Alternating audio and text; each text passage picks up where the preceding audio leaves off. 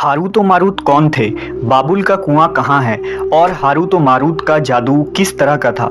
ये वो पुरअसरार सवालात हैं जिनके जवाब तो बहुत हैं और लिखने वालों ने भी बहुत कुछ लिखा है, लेकिन उन किस्से कहानियों में हकीकत को तलाश करना गहरे समुंदर से मोतियां निकालने के बराबर है। हारूत और मारूत के मुतालिक बुनियादी तौर पर दो तरह की रवायतें मिलती हैं, एक वो जो कुरान और हदीस और ताबईन के अक़वाल में मौजूद है और दूसरी वो जो तौरेत और इंजील और इसराइली रवायतों में आती है, जबकि उन इसराइली रवायतों को बेशतर उलमा और मुवर्रिखीन ने तायद की है। इस वीडियो में हम उन दोनों तरह की रवायतों और वाक़यात को मुकम्मल पेश करेंगे।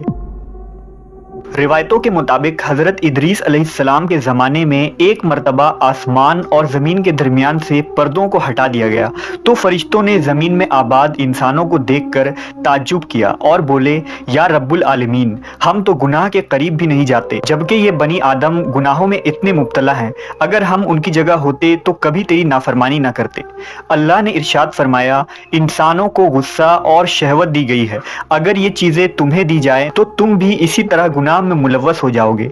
लेकिन फरिश्तों ने कहा, हम ऐसा हरगिज न करेंगे। लिहाजा अल्लाह के हुक्म से फरिश्तों ने अपनी जमात में से दो बेहतरीन और इताअत गुजार फरिश्तों को चुन लिया, जिनका नाम हारूत और मारूत था। अल्लाह ने उन दो फरिश्तों में इंसानी फितरत और शहवत डालकर दुनिया में भेजा। वो शहर बाबुल में दो खूबसूरत इंसान बनकर आए और काजी के काम पर मुकर्रर हो गए, जहां वो लोगों के दरमियान फैसले किया करते थे। एक दिन उनके पास एक औरत अपना मुकदमा लेकर आई और कहा कि उसका शौहर उसे बहुत परेशान करता है। हारूत और मारूत ने जब उस औरत को देखा तो वो उसकी खूबसूरती और हुस्न से मरऊब हो गए और उस पर आशिक हो गए। उन्होंने उस औरत से जिना की ख्वाहिश की तो औरत ने उनसे कहा, तुम्हारी ये ख्वाहिश मैं तभी पूरी करूंगी जब तुम बुत की पूजा करो, शराब पियो या मेरे खाविंद को कत्ल कर दो।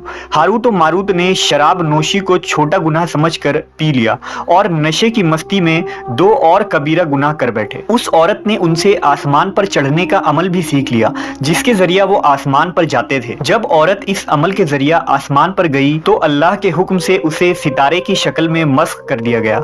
चूंकि उस औरत का नाम जोहरा था, इसलिए वो सैयारा जोहरा कहलाया, जिसे आज वीनस कहते हैं। इस गुनाह की वजह से हारूत और मारूत खुद वो इसमें आज़म भूल गए जिसे पढ़कर वो आसमान पर जाते थे और बतौर सज़ा उन्हें बाबुल के एक कुएं में उल्टा लटका दिया गया, जहां वो ता क़यामत यूं ही कैद रहेंगे। ये एक इसराइली रवायत है जिसे इमाम इब्न कसीर और फ़खरुद्दीन राज़ी जैसे मुफस्सिरीन अफसाना और मन घड़त कहानी करार देकर सख्ती से रद्द कर देते हैं। वहीं इमाम सयूती जैसे उलमा इस रिवायत को मुस्तनद मानते हैं। हारूत और मारूत और चाहे बाबुल के सिलसिले में एक और रिवायत कसरत से बयान की जाती है, जिसके मुताबिक एक ज़माना ऐसा था जब शहर बाबुल रुए ज़मीन पर तहजीब व तमद्दुन का मरकज़ था। यहाँ के लोग बातिल खुदा की परस्तिश किया करते थे। ये लोग अपनी किस्मत उनसे वाबस्ता समझते थे, इसलिए इल्म नजूम और इल्म फल्कियात में बड़े माहिर थे। उनके बुतकदों में सितारों की पूजा की जाती थी।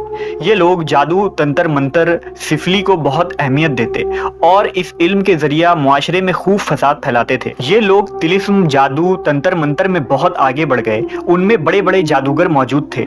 उनकी तारीखी किताबों में जगह जगह जादू और तंत्र मंत्र ही नजर आता है। उनका जादू दूर दूर तक मशहूर था। मुख्तसर ये कि उस शहर का बाशिंदा होना ही जादूगर होने की अलामत थी। जब हज़रत सुलेमान अलैहिस्सलाम की हुकूमत आई तो आपने उन लोगों को इस शिरकिया अमल से रोका और उनकी सहर और जादू की किताबों को एक जगह जमा करके अपनी अजीम कुर्सी के नीचे दफन कर दिया, ताकि इस फितना अंगेज इल्म का जड़ से खात्मा हो जाए। जब सुलेमान अलैहिस्सलाम की वफात हुई तो शैतान ने उन किताबों को दोबारा खोद कर निकाला और लोगों से कहा कि सुलेमान पैगंबर नहीं था, बल्कि उन किताबों के जरिया हुकूमत किया करता था। लिहाजा हवा में उड़ना, जिन्नात पर काबू और सुलेमान अलैहिस्सलाम के गैर मामूली मुआजिज़ात दरअसल जादू और सिफली का अमल था। बनी इसराइल ने उसकी पैरवी की और उन किताबों को पढ़ना शुरू कर दिया। लिहाजा दोबारा ये शर अंगेज इल्म इस कौम में सुरायत कर गई। अल्लाह ने सुलेमान अलैहिस्सलाम पर लगाए गए इल्ज़ाम और तुहमत की नफी करते हुए सूरह बकरा में फरमाया है, اور انہوں نے اس چیز کی پیروی کی جو شیطان سلیمان کی بادشاہت کے وقت پڑھتے تھے، اور سلیمان نے کفر نہیں کیا تھا لیکن شیطانوں نے ہی کفر کیا۔ لوگوں کو جادو سکھاتے تھے، اور اس چیز کی بھی جو شہر بابل میں ہاروت و ماروت دو فرشتوں پر اتارا گیا تھا، اور وہ کسی کو نہ سکھاتے تھے جب تک یہ نہ کہہ دیتے کہ ہم تو صرف آزمائش کے لیے ہیں، تو کافر نہ بن۔ لہذا جب یہ سحر کا علم بابل میں عام ہو گیا اور لوگوں کی تکلیف اور پریشانی کا باعث بن گیا، تو اللہ نے دو فرشتوں کو انسانی صورت میں مامور کیا کہ وہ جادو کے عوامل اور اسے باطل کرنے کا طریقہ لوگوں کو سکھائیں تاکہ وہ جادوگروں کے فساد اور شر سے محفوظ رہ سکے۔ لیکن یہ تعلیمات غلط مقصد کے لیے بھی استعمال ہو سکتی تھی۔ حالانکہ وہ فرشتے لوگوں کو تنبیہ کرتے تھے اور ان کے لیے صراحتاً کہتے تھے کہ یہ تمہارے لیے ایک طرح کی آزمائش ہے، لیکن پھر بھی وہ لوگ ایسے کاموں میں پڑ گئے جو انسانوں کے لیے ضرر اور نقصان کا باعث تھا۔ بعض عربی داستانوں میں اس کنویں کا ذکر بھی ملتا ہے جہاں کئی لوگ پہنچے اور ہاروت و ماروت سے ملاقات کر کے جادو کا علم بھی سیکھا، جبکہ بعض مورخین کا کہنا ہے کہ عراق کے شہر حلہ کے قریب ایک کھنڈر میں موجود قدیم کنواں ہے جہاں سے بابل کی سرحد شروع ہوتی تھی۔ یہ اس کنویں کو ہی چاہے بابل قرار دیتے ہیں۔ بہرحال اس واقعے سے یہ سبق ملتا ہے کہ سفلی اور جادو ایک شرکیہ عمل ہے، مگر یہ کہ اس کا استعمال فساد اور شر پسندی کے خاتمے